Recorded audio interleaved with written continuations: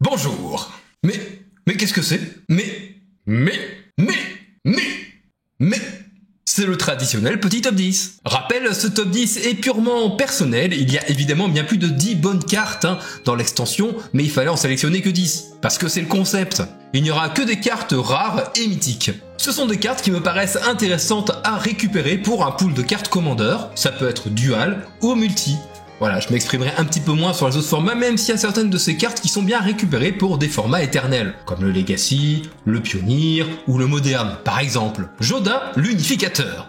Une carte pentacolore, 5/5 pour 5, qui booste les créatures légendaires que l'on a et qui va synergiser avec le légendaire. Alors évidemment, il y a tout un concept avec la capacité domaine par rapport au type de land de base que l'on va contrôler. Du coup, le multicolore est quand même relativement mis en avant dans cette extension, donc autant en profiter. En commandeur, on a un maximum d'outils pour pouvoir faire du mana pentacolore, pour pouvoir sortir Joda relativement tôt, et puis c'est toujours rigolo de pouvoir jouer des sorts non-terrain légendaires gratuitement. En multi, ça met la max, c'est joli. Voilà, donc je trouve que c'est un commandant intéressant, et ça permet aussi de découvrir parfois certaines cartes légendaires que l'on ne connaît pas trop, ou qu'on n'a pas trop l'habitude de voir jouer aussi en commandeur, et je pense pas que ça va coter énormément non plus. Le roi d'Arien, il a un maximum de bardes et des cheveux longs, je trouve ça rigolo.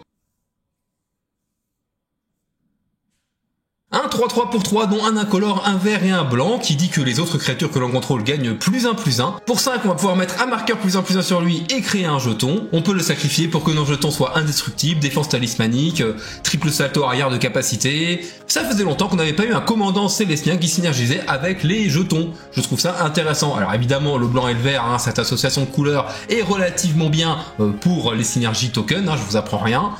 Voilà, une créature avec un body sympa pour les personnes qui veulent potentiellement tenter de jouer token, ça peut être rigolo, mais pas que, on peut aussi prendre la capacité du commandant pour en faire autre chose et aller vers une créativité de deck qui n'a rien à voir avec la capacité de base et la synergie que veut nous proposer le commandant.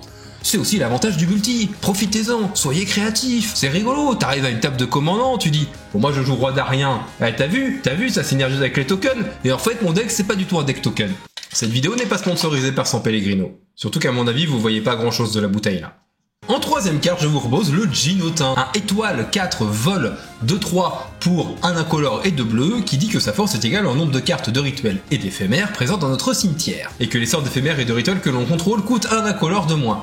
Évidemment, il y a beaucoup de decks IZ, donc rouge-bleu, qui synergisent beaucoup avec les sorts d'éphémères et de rituels, et ce genre de carte n'est qu'un outil supplémentaire pour en faire baisser le coût, et avoir très vite une carte qui va très vite tabasser aussi l'adversaire de par sa capa d'Eva et le maximum d'attaque qu'elle peut avoir. Un outil en plus à récupérer je pense dans un pool de cartes commandeur si vous aimez ce genre de mécanique. Esplanade des héros, ça faisait longtemps encore une fois qu'on n'avait pas eu un bon terrain qui synergisait avec les créatures légendaires. Donc savoir avec notre commandant et pourquoi pas avec les autres créatures légendaires du futur deck Joda que l'on va monter, puisque je vous ai dit que c'était une carte à récupérer, évidemment. Non seulement ça va nous permettre de faire un mana de la couleur de notre choix pour lancer notre commandant qui est évidemment le plus souvent une créature légendaire, et comme en plus c'est un sort légendaire, ça peut très bien être à Planeswalker aussi, ça fonctionne par exemple avec Minster ou avec Animatu, évidemment. De plus, quand on exile l'esplanade, ça va permettre de protéger notre commandant. Alors l'avantage c'est que c'est pas que le commandant, donc il y a une polyvalence quand même vachement importante qui est à prendre en compte. C'est un terrain à voir, si tu joues commandant,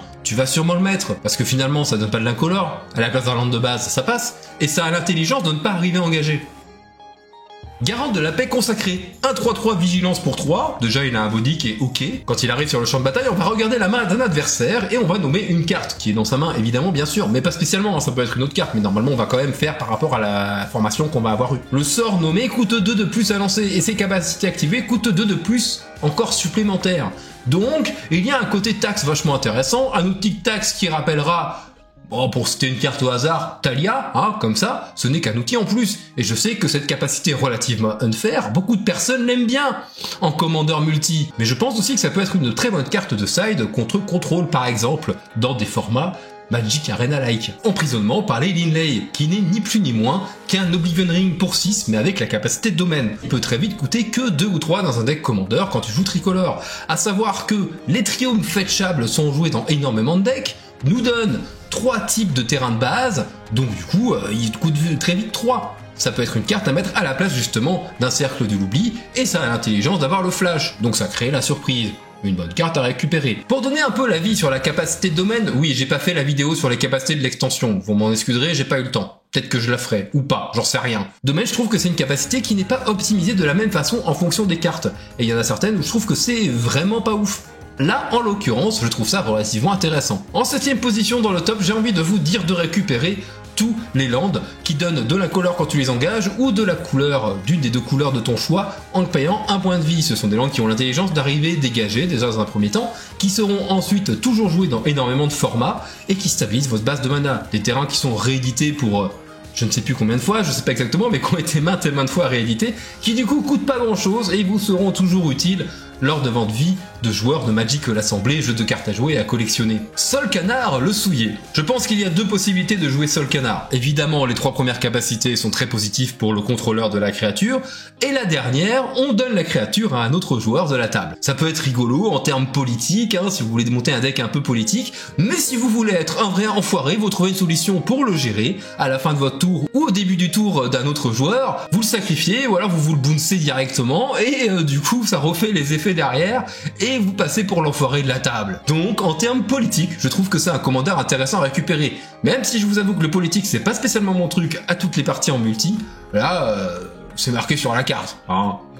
Récupérez ça pour vous faire haïr, évidemment, ou vous faire apprécier, ça dépend de votre choix, et de votre tempérament aussi. Nat, Cauchemar éveillé, que l'on a ouvert d'ailleurs sur la dernière vidéo que je vous invite à aller voir, l'ouverture du bundle de Dominaria United. J'avais monté à un moment un deck Terre Grid en multi, et c'était relativement intéressant. Là, il y a un petit côté sacrifice aussi de ton côté où tu vas en faire de la value, où tu vas avoir un moteur à sacrifice à chaque tour, et tu vas aussi pouvoir gérer la main et avec les cartes que tu vas mettre dedans, parce que tu mets forcément de la défausse et du sacrifice pour les adversaires évidemment, gérer la main et le board de l'adversaire. Et ça va permettre de bouiter, de te faire de la value, de te faire perdre des points de vie à ton adversaire, du coup une carte à récupérer qui peut être intéressante à monter. Hein? Voilà, Nat, moi j'aime bien, et puis j'ai de plus en plus envie de monter des decks monocolores en multi-commandeur. Depuis quelques temps, je sais pas pourquoi, mais je trouve ça intéressant et c'est une bonne piste de réflexion. La 10ème carte, Squee, monarque douteux. Alors déjà, j'adore son nom, hein. Une de 2 célérité pour 3, dont un rouge et 2 incolores. Quand elle attaque, tu mets un jeton sur le champ de bataille, engagé et attaquant. Et en plus, tu peux le rejouer de ton cimetière, il peut revenir sur une mécanique agressive, peut-être même en dual commander. Dans Karizev, c'est une carte qui pourrait rentrer. Un bon outil agressif dans Gobelin aussi. Bref, je trouve que c'est une carte qui a pas mal de polyvalence et en général, des créatures qui créent d'autres créatures en attaquant et qui elles-mêmes ont la célérité, de base, ça paraît pas mal. Je vous propose 2 mentions honorables en plus de ce top 10. Parce qu'il fallait les citer, Liliana du Voile, qui certes ne va pas complètement défoncer et changer le format standard actuel, faut pas exagérer non plus, elle a été extrêmement puissante lors de sa première édition, Liliana du Voile. Aujourd'hui c'est un bon outil de contrôle évidemment, ou dans midrange, c'est une carte à récupérer en commandeur qui est jouée en dual commander dans certains decks, donc Liliana du Voile c'est une mention honorable, mais comme c'est une réédition et que ça reste une carte qui quand même a marqué un peu l'histoire de Magic à l'époque où elle est sortie, c'est une bonne carte à récupérer. Une dernière mention honorable qui est aussi un Planeswalker, Jaya, 4 marqueurs loyauté pour 4 capacités, rouge, excusez-moi, mais le meilleur Planeswalker rouge avec 4 capacités pour 4, ça restera toujours la Chandra à 4 pour moi. Voilà, boum boum dans mon petit cœur de joueur, mais on a une Jaya avec 4 capacités, il fallait que je la mette dedans, rien que pour ça c'était sympa. Elle manque un petit peu de puissance, peut-être que si son plus 1 et son moins 1 avaient été inversés, la vie serait un peu différente. Bon, on se retrouve sur Twitch tous les dimanches matins pour le stream Café Commander, hein? Un dimanche sur 2 dual commander, et l'autre dimanche, on farm le ladder comme des gros sacs sur MTGA. Et puis souvent, il y a 1 ou 2 petits streams café en plus, qui pop en semaine. Donc sur ce, je te remercie d'avoir regardé cette vidéo, tu peux la partager un maximum partout où tu peux, t'abonner à la chaîne YouTube, et surtout tu n'oublies pas, la magie n'est jamais finie. Un maximum de love. Ouais.